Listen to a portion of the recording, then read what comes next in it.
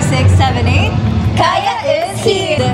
Guys, merong surprise. We're gonna test the durability of the new phone ng Honor. So, guys, pangarap ko to. Pangarap ko to eh. Tanong natin ito kila ko. As clumsy na babae. Yeah, yun, itetest namin. Pero, in an elegant way. Simulan natin kay Ate Choriz. Yes. Uy!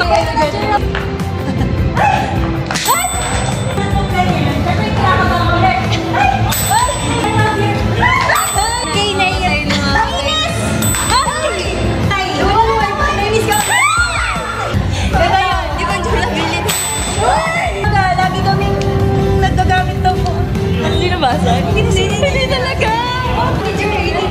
Nakakainis! Nga lumilipad. O, ayan o.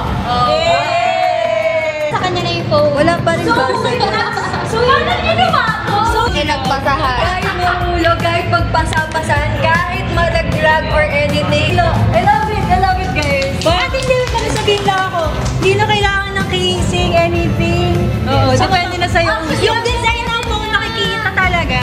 Yes, we love it. Ganda din ng color. Wow. Yes. First honor to. First honor to sa amin. First honor ang Honor!